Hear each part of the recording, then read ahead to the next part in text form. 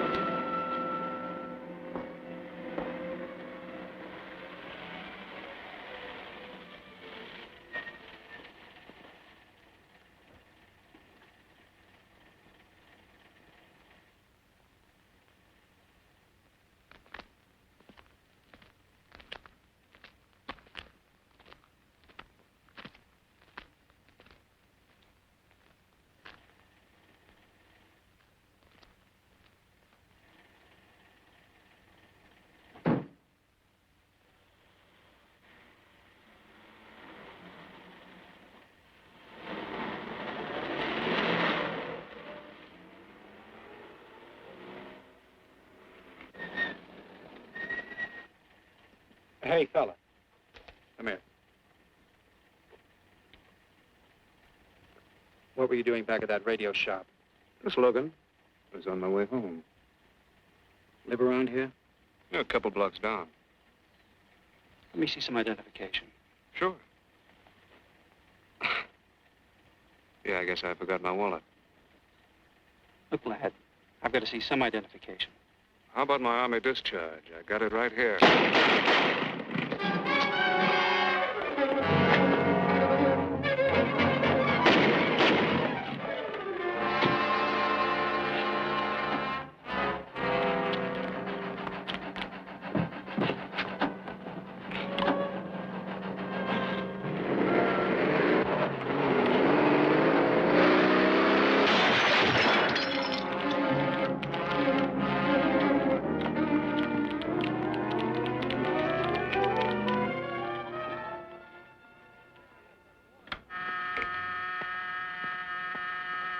Police Department, Operator 27.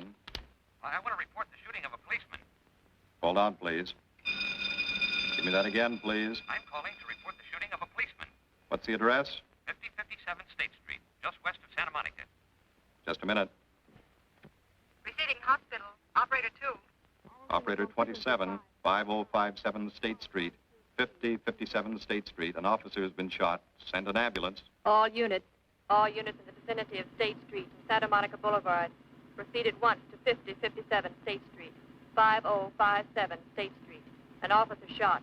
Code 3.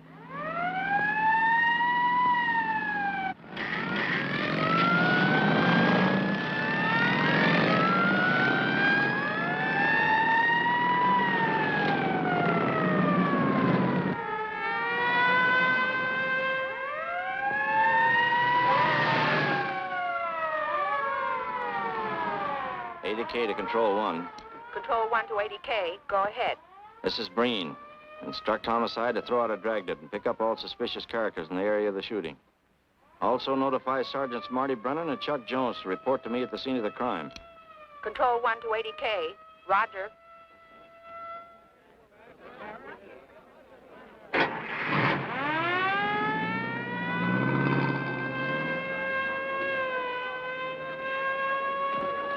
I see. Well, what have you got so far? Well, not much, Captain Breen. A couple of cartridge cases. Oh, Marty, Chuck. Hi, Cap. Eyewitnesses? Who was first on the scene, reported it? I was. I live here. I'm a light sleeper, but my hearing is good. And my cat... Did the officer say anything before he collapsed? Yeah, he gave All a description of the fella. On the shooting of the officer. Suspect is a white male American. Age 26 or 7. 5 feet 10 or 11. 155 to 165 pounds. Brown hair. Regular features. Pencil mustache. Repeat broadcast. All units. Is that about it? Yes, sir, exactly. And the officer kept saying, he looked like such a nice kid. He looked like such a nice kid. As if he couldn't believe what had happened to him. I see. Is that all? Yeah. Thank you very much. Yeah, well, anything else I can do, I'd be glad to help you. We may call you. Get his name and address, will you, Bob? This door been checked, Lee? Yeah, it's okay, Captain. Find anything? Nothing but some smudges so far. Found this in the glove compartment. I think it's nitroglycerin. It doesn't look quite right. Well, check it down at the lab. Right.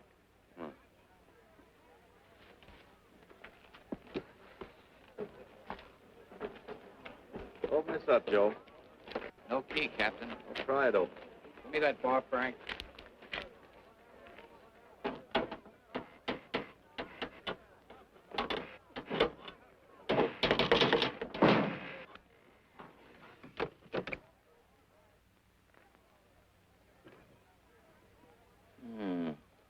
Regular arsenal. Yeah, get a load of that. What is it? I don't know. It looks like some kind of an electrical device. United States Navy. It's either stolen or war surplus. Send all this stuff down to the lab and check the serial number on that Navy equipment. Yes, sir. Captain Breen. We found these in the weeds over by the radio store. What do you got? A pair of cloth gloves, Captain. Well, he thought of everything, didn't he? All right, give him to one of the technicians. Yes, sir. Marty, you and Chuck come along with me. Let's go downtown and see what they picked up in the dragnet. Right.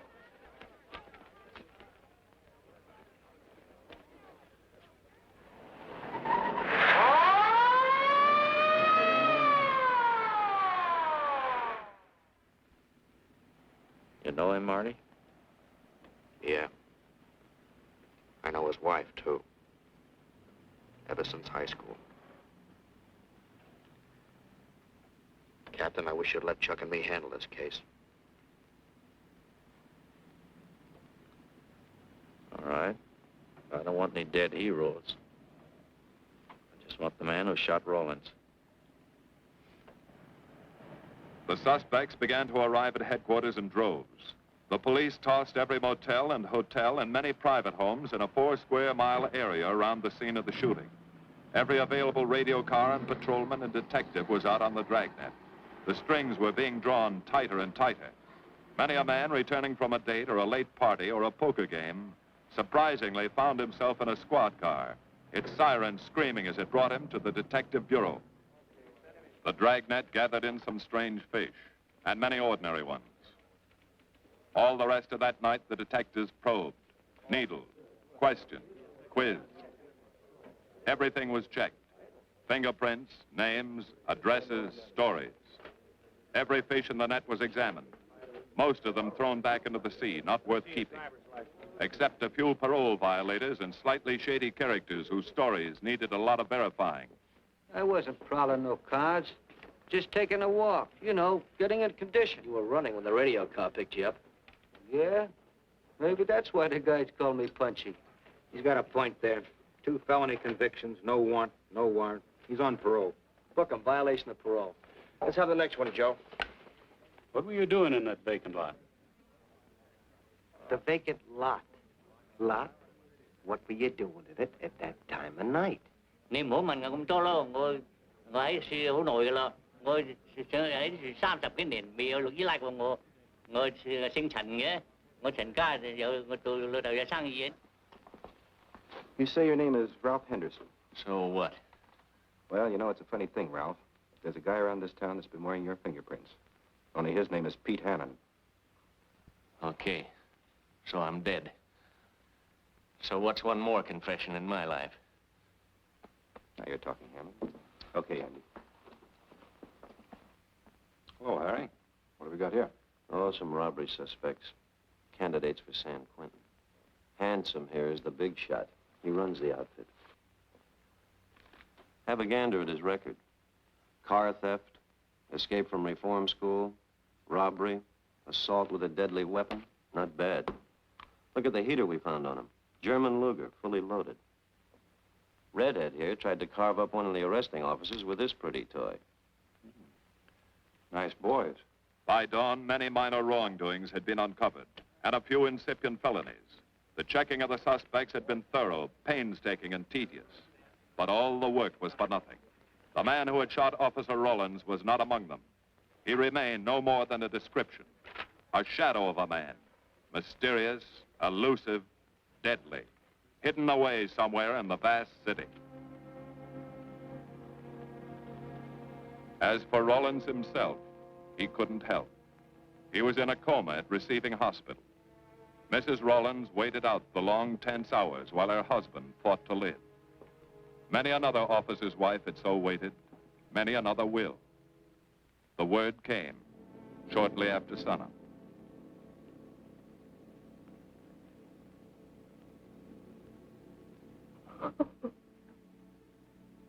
Oh.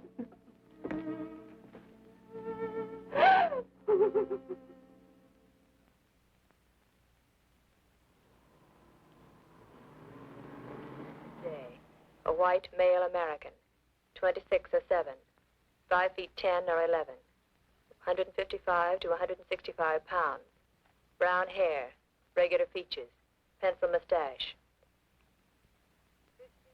This was no frightened fugitive. What went on in his mind? Why had he set his hand against his fellow men, taken the life of another, of a stranger, of a man who was merely doing his duty? He must have some plan, some goal that called for sudden death to anyone who got in his way.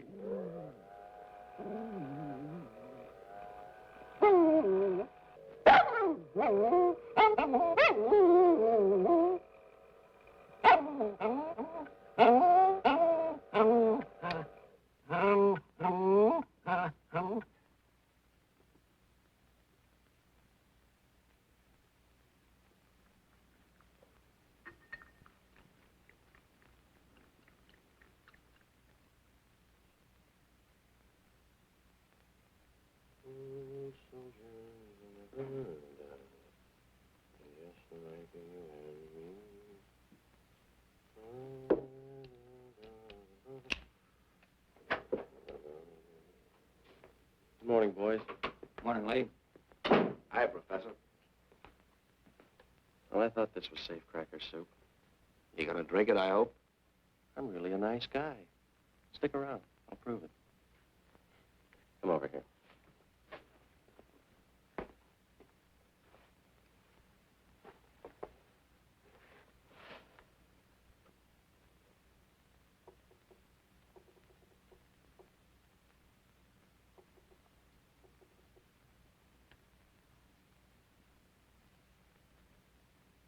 Hold this for me, will you, Chuck?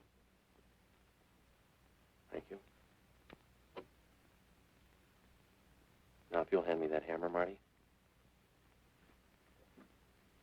Thank you.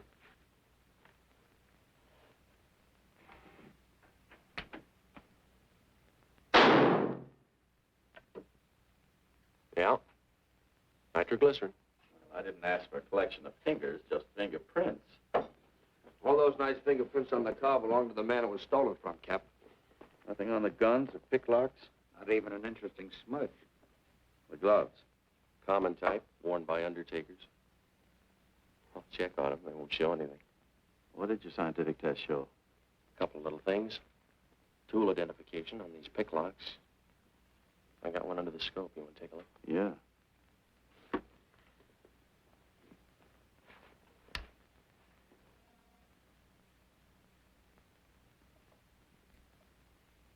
Take a look. I see. Well, it seems to tie the tool up with the lock. Now, if that microscope could only tell us who did it. I'm working on that. No, only an amateur would carry that liquid dynamite in a car. This boy's no amateur. Took the precaution of desensitizing it so it'll take normal shock. Took a lot of other precautions, too. No fingerprints, no identification, nothing definite. Except he's scientific. Knows electricity. Is inventive. Yeah. I'm happy on the trigger. This is Captain Breen. Get me Captain Stevens a burglary, will you? I hate to disappoint you, Lee, but I think you've come up with something. Hello, Steve. How are you? Did your daughter's marriage come off all right? Good. Look, Steve, on those burglaries of electrical equipment lately, were there any where picklocks were used to gain entry? Good. Well, let me know if there's another report of one, will you? I've got an idea the Rawlins killer may be tied in with those. Fine. And give my regards to the newlyweds, too. So long, Steve. Well, what are you waiting for? You've got a job, haven't you? Get going. Yeah, let's go, Junior. Hold this for me, will you, Lee? Thanks. And so, with no fingerprints and only a vague description to go by, Sergeant Brennan turned to the modus operandi file. A criminal, like any human being, has his own habit patterns, unconscious traits that can lead to his downfall.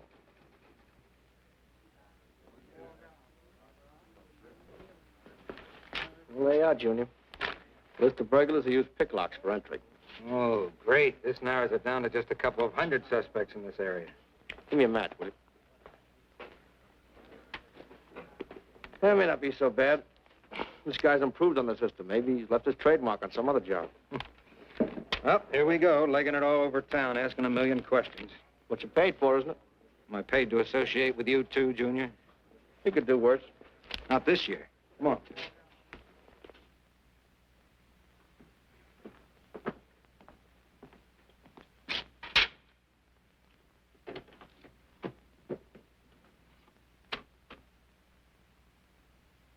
Car 12, car 12, in the 10,000 block on Mississippi. A 394-15 disturbance.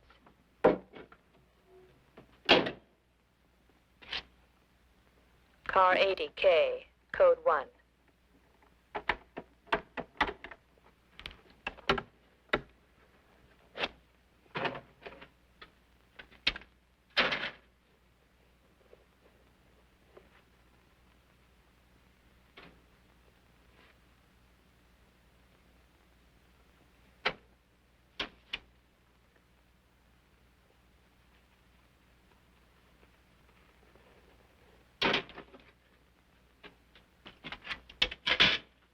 All units, on the broadcast of the suspect arrested in the shooting of Patrolman Rawlins.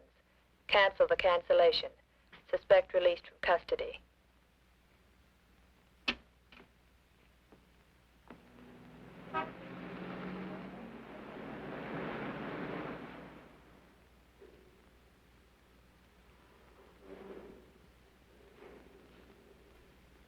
Oh, hello, Mr. Martin.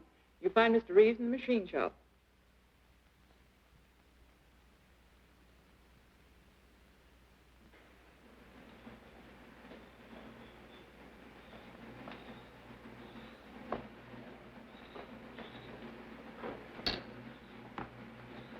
Hello, Roy. Glad to see you.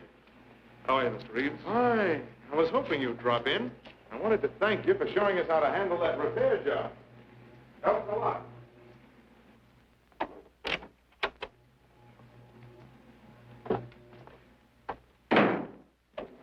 Well, what have we got this time?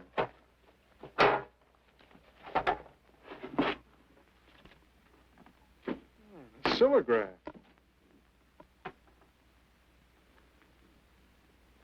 Well, there are plenty of these around, Roy. Not like this one. Yes, I see. I suppose, as usual, you've added your own improvements. You know, it seems wrong that a man of your talents should bother consigning equipment for rental. I'd like to see you devote yourself entirely to experimental electronics. It'll come one day. I'll have a place like this. Well, why wait? I've got a pretty good setup here. You'd have modern equipment to work with, a lab, and my confidence. Thanks, Mr. Reeves. I have other plans. But, Roy, you can't tell where it'll lead. Might even work your way around to a percentage of the business. I like it this way. You just rent out my equipment. All right. All right. But if you should change your mind... I'm not likely to change my mind. I suppose you want me to set this up for rental, too. Mr. Reeves, you've already got 5 pieces of my equipment. And you'd like to know what results I've had from the rental so far, Well, I can't say as I blame you. I think you'll find this satisfactory. Satisfactory. Goodbye, Mr. Reeves. And you'll come back again soon, won't you? Sure. Oh, incidentally, how's that television projector coming along? The one you said would reflect a 12-foot image. Still working on it. I just wanted you to know I've already set up a rental on it. In fact, I think they'd like to buy. It'll come pretty high. Oh, money's no consideration with this customer.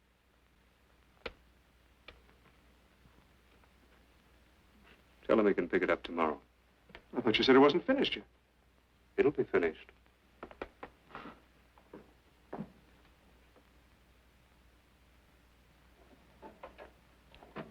It uses an image fixer and then projects by ordinary incandescence. Roy, this is the best television projector I've ever seen. Let's hope that your customer thinks so. He will. Yes? Send him right in, Charlotte. There, you see, our customer is here, begging for the privilege of buying. Better be running along. I'm not much good at business. Oh, but Roy, he'll want to congratulate you. Just see that the price is right. All right, Roy. I'll get you a good deal. So long. See you.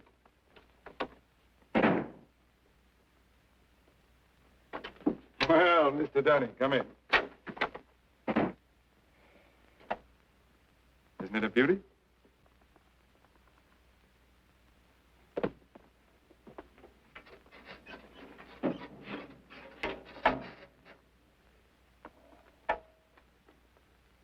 It's a beauty, all right. You like it? I certainly do like it. You see, it's mine. What do you mean? Let me have the police. I built it. Spent years on it. Oh, you must be crazy. Roy built this machine himself. Your friend's a crook, Paul. You've been taken in. Hello? Give me the burglary detail. Dear Jim, regarding your inquiry on a .38 caliber Smith & Wesson revolver, sale... Oh, come in, boys. Burglary detail just sent this report through. It's a man named Dunning reports tracing a stolen television projector to the Reeves Electronics Lab. Think it's a tie with the Rawlins case? Well, take a look at this fellow Reeves and see what gives. I'll notify burglary we're following up on it. Right. Come on, Junior. What else did he place with you for rental? Oh, a number of things. All war surplus that he bought on his veterans rating. Oh, is this more of his equipment? Yes. Yes, he left it here on consignment. I'm sure that Roy can explain everything. Well, maybe he can, Mr. Reeves, if you'll tell us where he lives. But I don't know. Mr. Martin's on the phone, sir. I'd better talk to him. I think so, Mr. Reeves. I'll take it in the superintendent's office.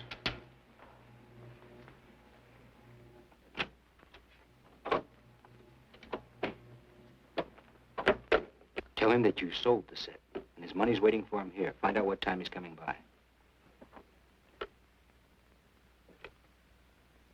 Put Mr. Martin on.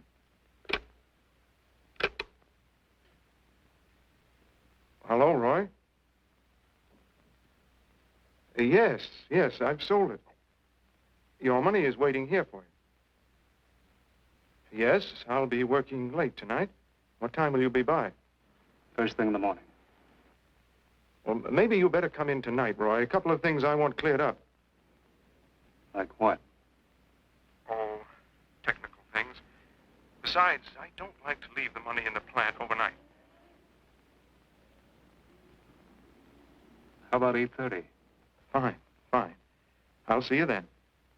I'll leave the front door unlocked.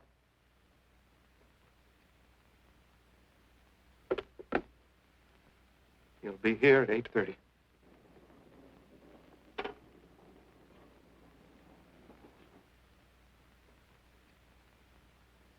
Well, I'll just run along home and get some dinner. We'd like you to stay too, Mr. Reeves. Why? For company. You want to cooperate, don't you, Mr. Reeves? Certainly. Good.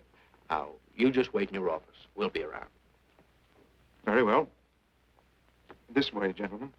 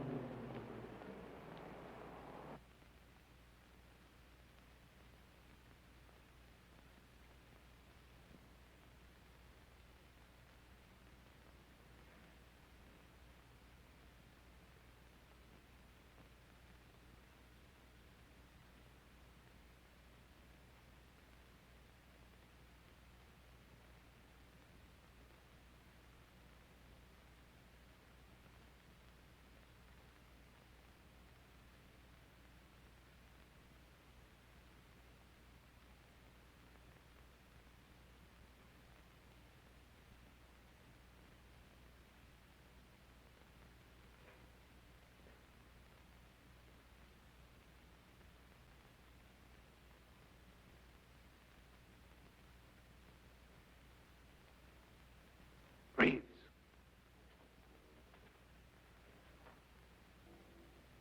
that you, Roy?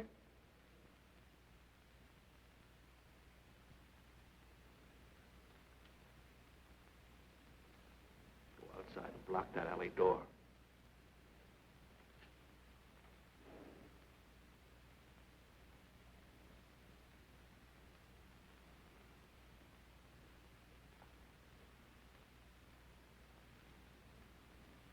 Where are you, Roy?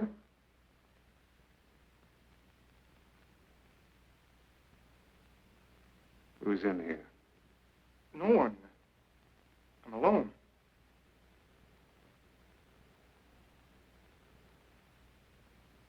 Come on in. I've got your money for you. Bring it out here.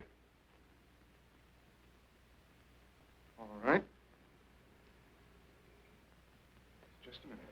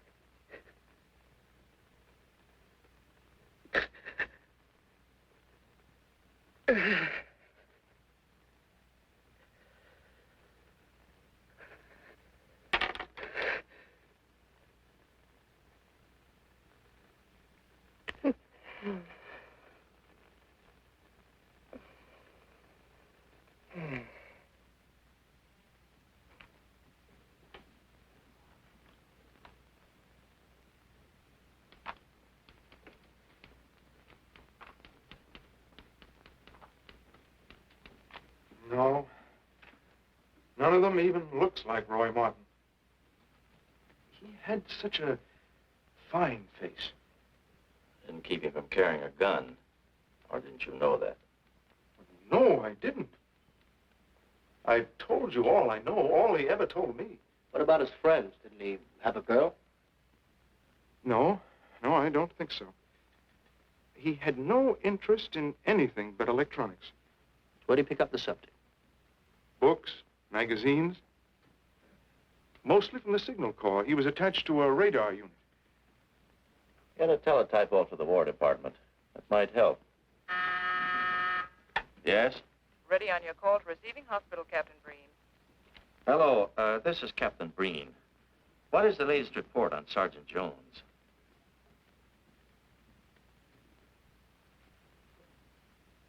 I see. Well, let me know if there's any change, will you? Thanks. Chuck's in pretty bad shape, Marty. He's paralyzed. May never walk again.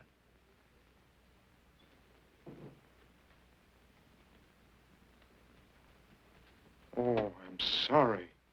It's funny that Martin showed up at 7 when he told you he wouldn't be there till 8:30. I don't know why.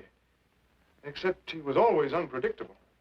I'll tell you why. Because you warned him. That's why he came early. That's why he came in the back way. But you heard me tell him the front door would be open. And the key to let him in the back way? He must have had one made. Why don't you tell us the truth? Marty.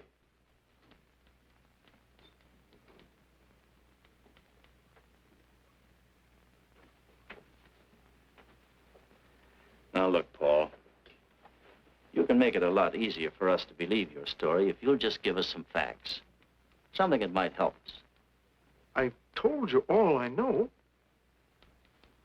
I've been gullible, all right, letting him make a fool of me. But I'd do anything to make up for what he did to Detective Jones. Sure you would. You can go now. Oh, thanks. Thanks. My friends, they can vouch for my character. That's good. We'll call you if we need you. Thank you very much. I think he's telling the truth, Marty. I think he's just gullible, like he said. What about the stolen stuff he was trying to peddle for Martin? We'll use it for bait. Maybe Martin will come back for it. Then we can ask him. Here. Nevertheless, I want a 24-hour tail put on Reeves, and I want a watch on his home and his factory. Right. You can keep those. Okay, Captain.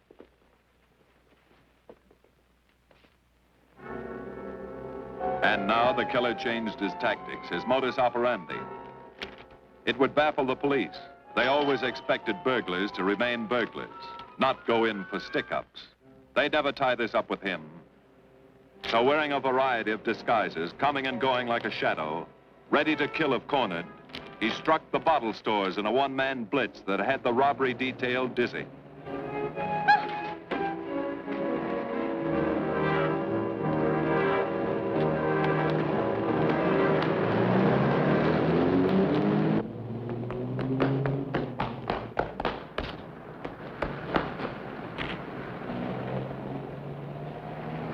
The killer, always resourceful, always thinking along lines that would baffle his hunters, had discovered an ideal avenue of escape. Under Los Angeles is a vast and intricate system of huge storm drains built to siphon off the flash floods of the rainy season. Many of the tunnels are large enough for 2 cars to drive abreast. Here were 700 miles of hidden highways, ideal for the use of someone who needed to hurry from place to place without being seen. Ideal as a hiding place for guns and supplies in case of emergency. What is it, Lee? Well, the reason I ask you to come over is I think I've hit on something. An identification? No, not quite, but a tie-up. Now, These are the shells from the gun that killed Rawlins. These were fired in the liquor store holdup in which the bandit got away.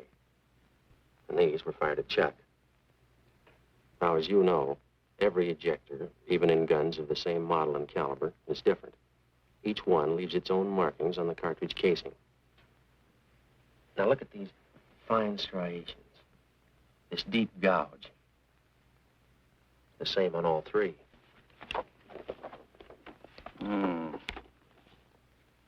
In other words, the man who killed Rawlins and the man who shot at Jones and Brennan, the stick-up who's blitzing the liquor stores are all the same man. Right. All we need to know is what that man looks like. Get me Chandler in robbery, will you? I've got an idea about that. Also, it'll give us a chance to see if Reeves is on the level with us. Steve, Breen, about those blitz holdups you're on. Round up all the victims and have them down here tonight, will you? Oh, it's just a little scheme. Thanks, Steve. That's good. Now sketch another one of the same type, only this time thin it out a little, huh? All right. Hi, Lee. How's it coming? Be ready for tonight? We'll be ready. Think it'll work? It should. Where'd you get the idea? From a kidnapping case in Chicago.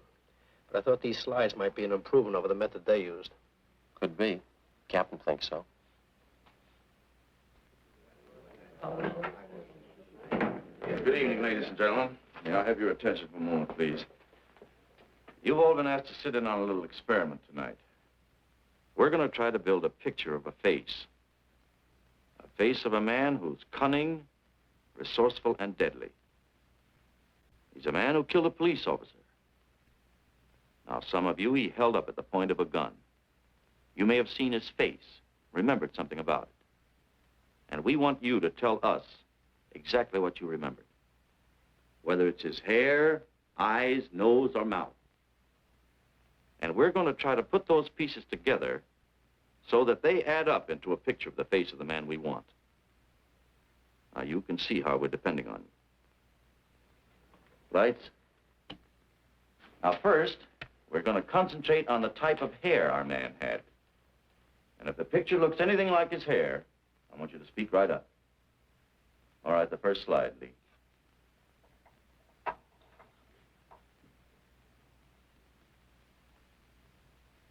His hair had waves in it, well-groomed. That's the idea, Miss Smith.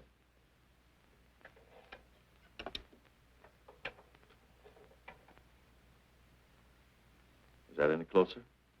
No, it was parted on the side.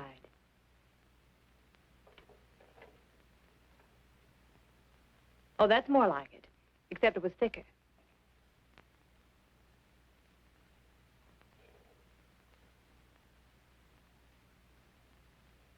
Oh, that's very close. Yes, that's the way his forehead looked. It was broad and high. All right, hold that slide. On the next series of slides, we'll take into account his eyes.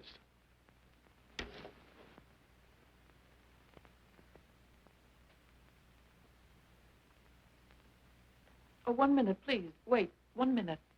His eyes were a little like that. Maybe a little smaller, like beads. Go on, Lee.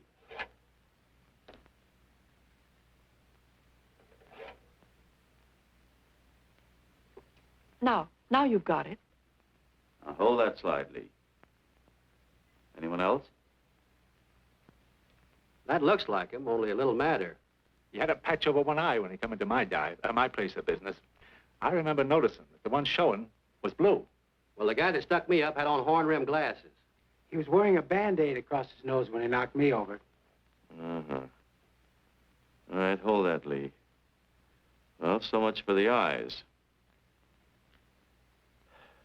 Go ahead.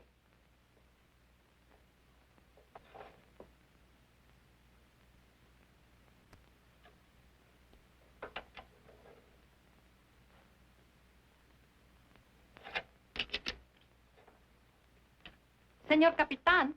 Yes, Miss Montalvo? Ay, ¿cómo se dice en inglés? A sus órdenes, señorita. Ah, qué bien. En este bandido, la nariz fue chata, como aquella, pero un poco más chata y más ancha. Like that, Captain, but more snubbed, wider. Try another one, Lee. Como aquella. Casi la misma.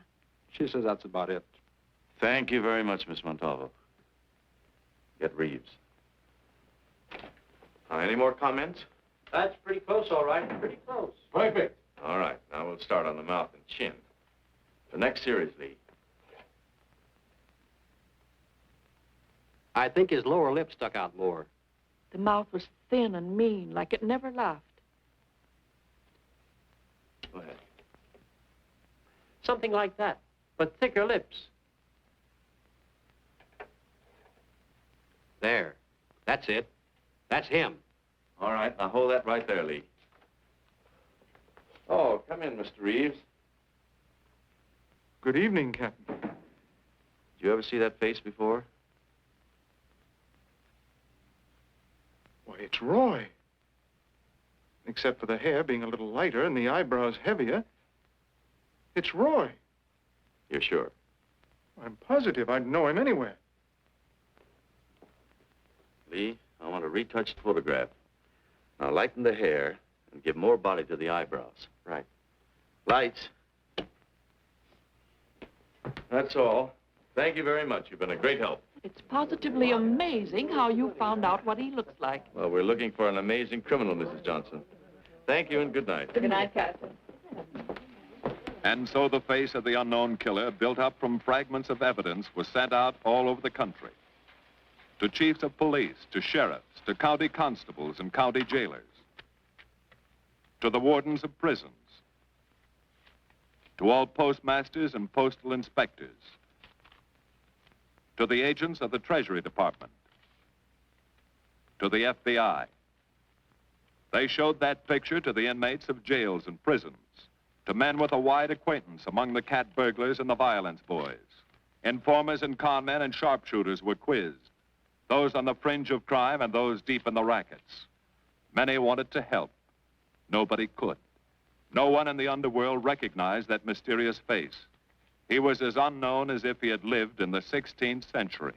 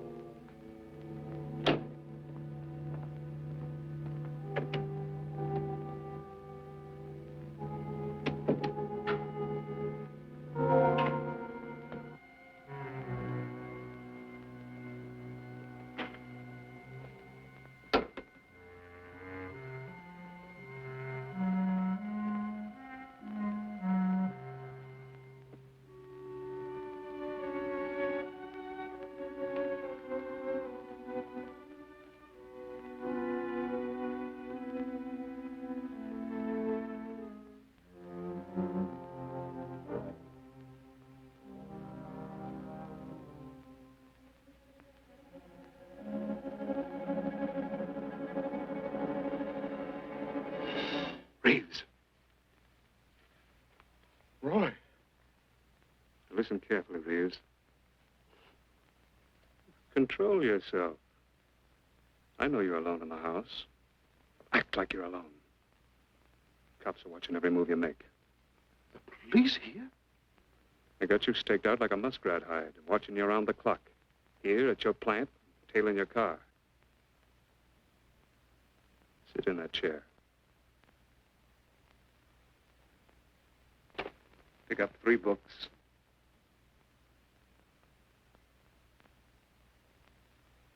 Don't look up and don't answer me. All right. But glance at the books.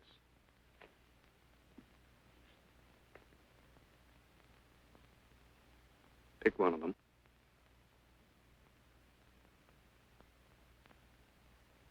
Okay. Now, that's the book you want to read before you go to bed. Now, get up and turn off the lamp.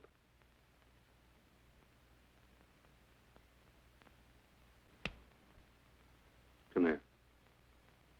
Come here.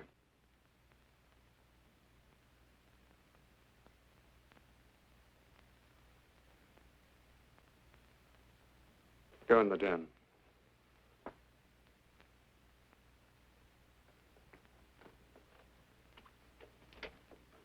Pull those drapes tight.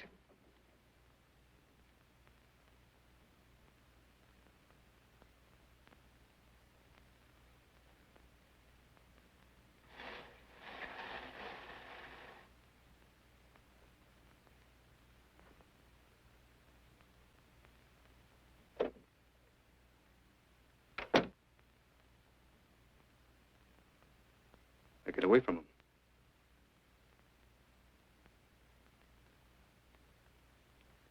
What do the cops know about me?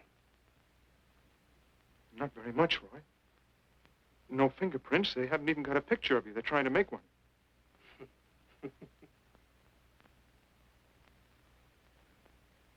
How much cash you got in the house? None. I never keep any cash in the house. It isn't good business.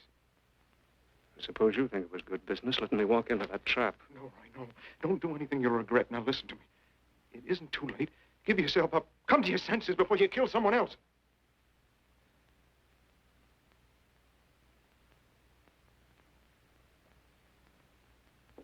What do you mean, someone else? What do you mean? Nothing. The two officers, they said one of them might die. He's still alive, isn't he? Reeves? I never thought you'd stooge for the police. You almost got me killed. Roy, you know the police are right outside. You'd never get away with it.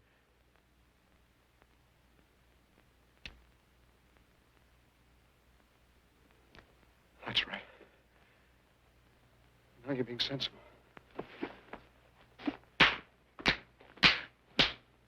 I know there's money here. Where is it? Don't, Roy. I'll get it.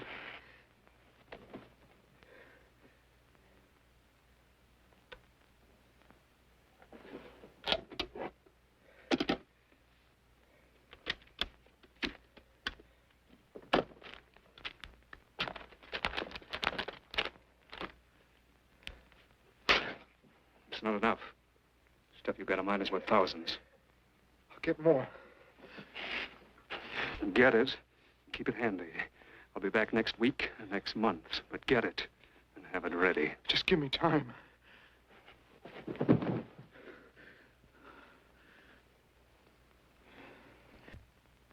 Oh! Look, I don't want policemen outside my house following me around. That's what made Roy suspicious. I'm leaving in the morning. I'm afraid I'll have to disappoint you, Paul. Unfortunately, you're our bait. I won't do it. I've done enough. Look, no one's done enough until we find this killer. I asked you to keep a sharp lookout on this house, Marty. I did. Two of the best undercover men in the department were assigned here. That didn't keep Martin from getting in. What's the matter? You tired?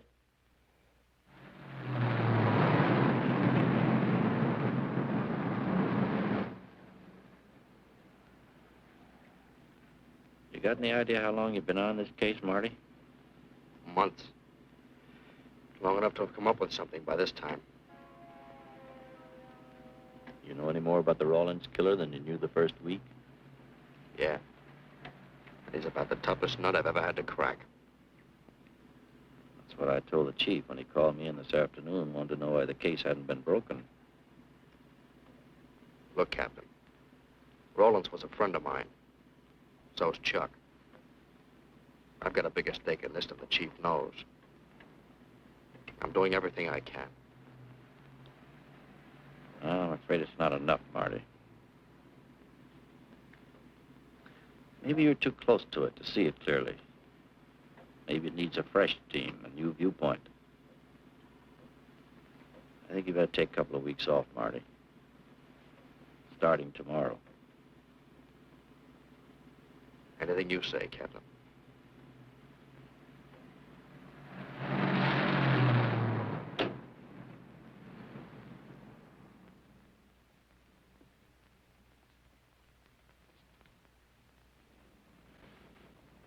Hiya, Marty. Hi, Chuck. Meet Miss Scanlon, my new bodyguard. He's the one I've been telling you about. Oh, you mean the one with the steel trap brain? How do you do? Hello. Say, this guy been behaving? After a fashion. See, she takes me out in my go-kart, puts me to bed, wakes me up, dresses me. You're perfectly capable of dressing yourself now, Mr. Jones. I'll be back in a few minutes. Well, how's it been going, Junior? Oh, pretty good, Chuck, pretty good. Is that why you're off the case? How'd you know? Breen was in to see me this morning. Oh. Suppose he also told you they put a new team on the case. He told me everything. Yeah. Let's see what his new boys dig up. Well, maybe they'll examine the facts of the case a little more carefully. What facts? That our man's sharp, that he's intelligent and works alone, that he has no record, never leaves a fingerprint and knows every move we make? Sure, plenty of facts, only they add up to nothing. Sure, forget it. You got yourself a 10-day vacation. Go on down to the beach, get a suntan. By the time you get back, the case will be broken. Isn't that what you want? You know better than that. All I know is what I hear. You sit there batting your gums about how the old man let you down. Maybe he's trying to wake you up. He's got a funny way of showing it. There you go, flying off the handle. Always taking things for granted. I wish I could get up and boot some sense into you. He knew what this case meant to me. He still does. That's why he's trying to get you mad enough to do something about it. You don't really figure that's his idea, do you? I know it is. Ah, it's a tough case, Chuck. Not an angle, nothing to go on. You'd know what I meant if you were out working with me. I have been working with you. That's all I've had to do lately, just sit around studying what little facts we have, trying to figure out who he might be. You know the kind of a guy we're up against, then. I tell you, Chuck, this guy's a genius the way he operates. As if he were right there with us every time we go out after a lead. Oh, sure. Breen's been tipping him off just to make you look bad. Yeah, almost like that. Well, he beats us to the punch every time. There's your angle. You just hit it on the head, but you don't see it. Look, start adding. 1, he's unknown to the underworld. 2, he beats you to the punch, right? And 3, it's almost as if he were with you. Isn't that what you said? Yeah? Well, tie that up with a lot of other little things, like the fact that he uses a police gun and the accuracy of his shooting. Anybody could buy a police gun, and the Army could have taught him how to shoot. Yeah, but who taught him how the police operate? Oh, I know what you're driving at, Chuck. But a cop. Those things happen. Yeah. Now, if I were still in the case, I'd start with our own department first, then Santa Monica, Culver City, Burbank, Pasadena. See you later, Junior. Hey! Don't let him out of your sight, beautiful. It's the first time in years he's used his head.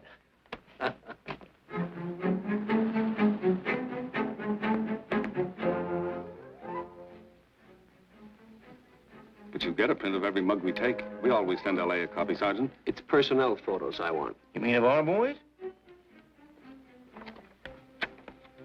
That's Roland's killer, isn't it? That's right. You've checked your own department. We did that first.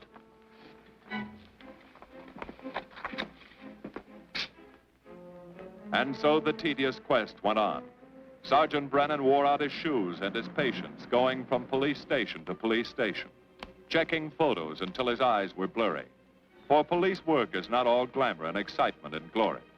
There are days and days of routine, of tedious probing, of tireless searching, fruitless days, days when nothing goes right, when it seems as if no one could ever think his way through the maze of baffling trails a criminal leaves.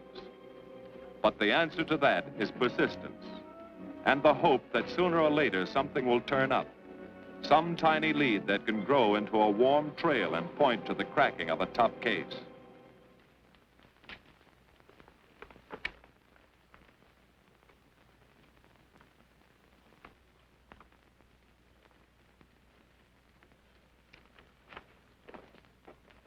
Well, that does it, boys. Can't say I'm sorry you didn't find him in here. I'd hate to think it was a cop. Doesn't seem to be anybody. Just a lot of pieces of a face that never existed. Do you mind if I see that again? Sure, frame it. Put it on your dresser. Wait a minute. He wasn't a cop.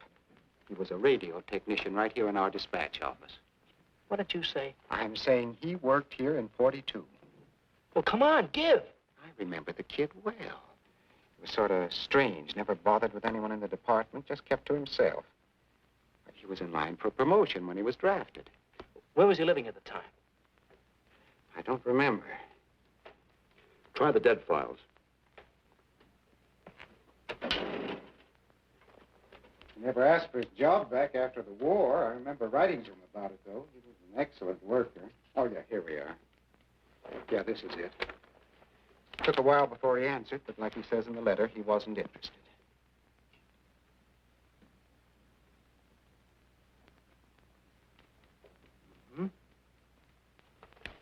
Postmarked Hollywood. No return address. What do you want us to do? All the work? Oh, thanks a lot, Freddie. You remember, he was a civilian employee.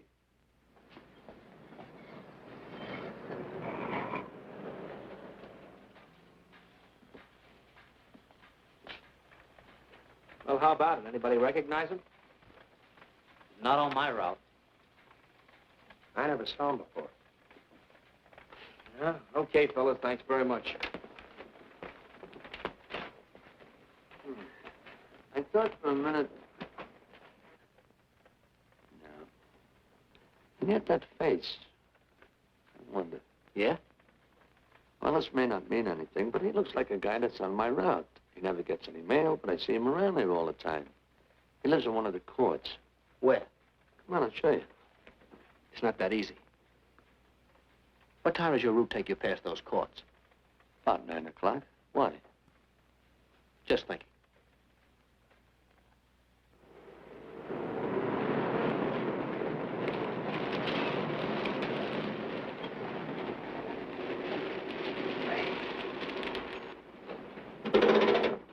You got any chocolate milk? Sure have, buddy. Yeah. Thanks. Which apartment? Straight on back. Second in the yell. Number 7. Right. Kind of warm today, huh? Oh, it's not too bad for this time of the year.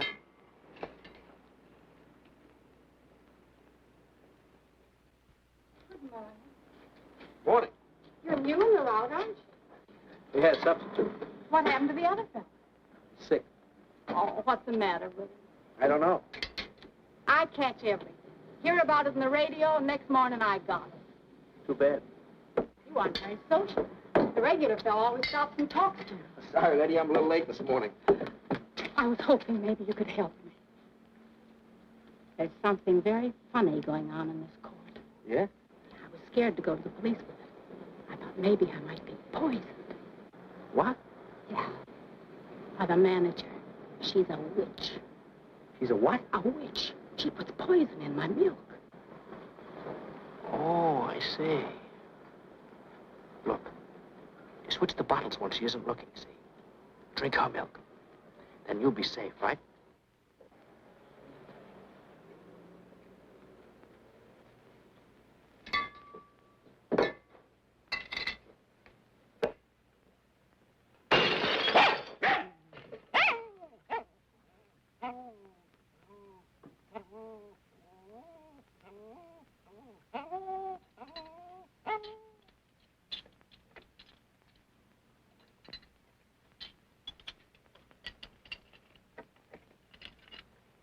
Why, I had a little accident. Got a mop, I'll clean it up. Leave it be. I'll clean it up myself. Okay, mister.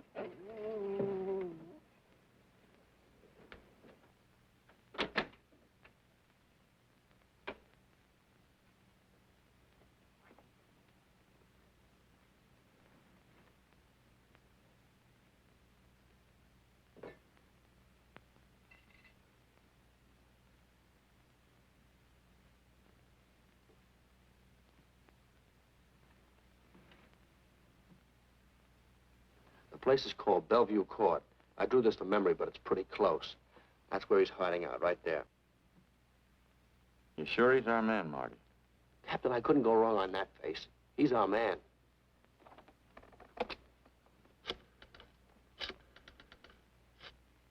Now, there are 5 cottages in this area, and 2, number 6 and 7, in the L at the end of the row.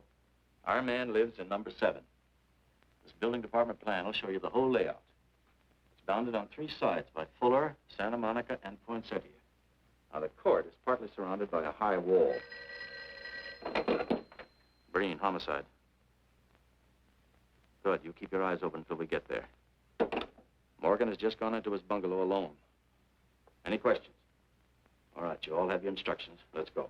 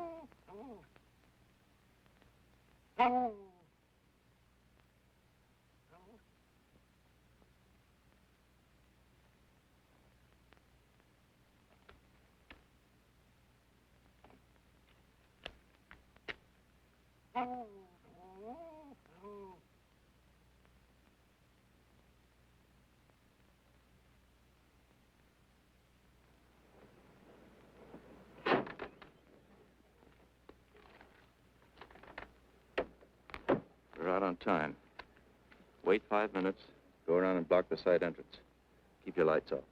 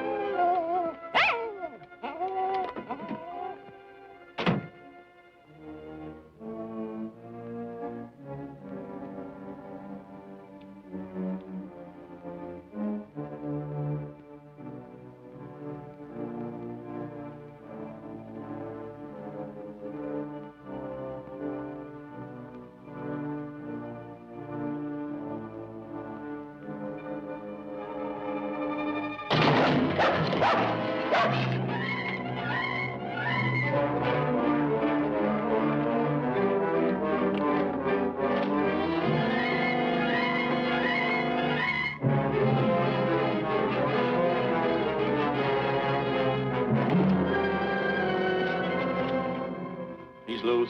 I want a radio car in a hurry.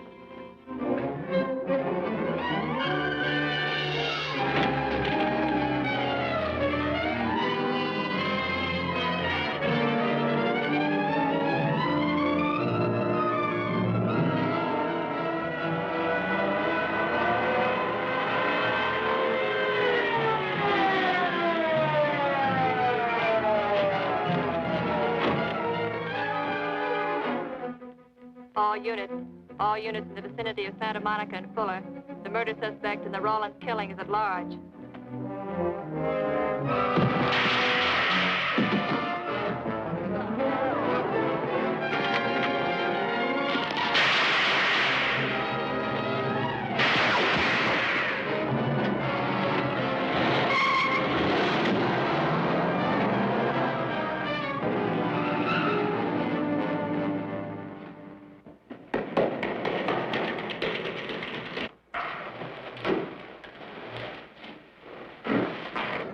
I want a map covering the storm drain system in this area. Get it and meet me at Bennis and Garfield. Jones, Miller, you stay here in case he comes up for air. I want a man at every other drain entrance along this line. Got to come up somewhere. Come on, Marty. You're driving.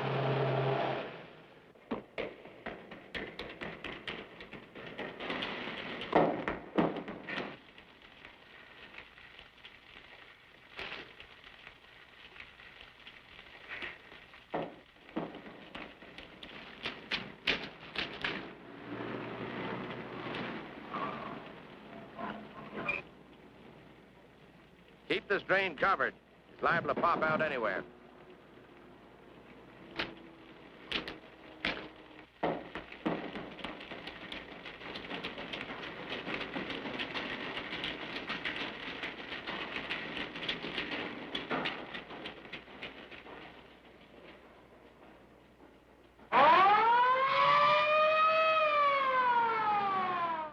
Why Venice and Garfield, Captain? It's the main intersection of the system. We can head him off that way.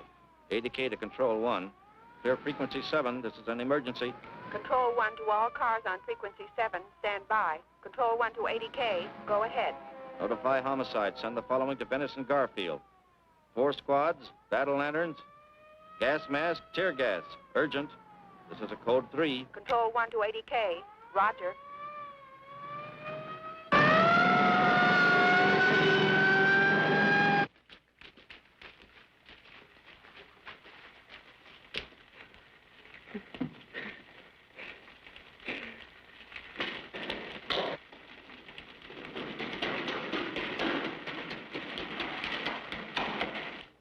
Probably head down this main drain to where it comes out at the Rio Hondo. Now, you take your squad and cover that exit. Right. Keep all spare radio cars cruising back and forth along this main street. Watch the curb inlets. We'll go in here.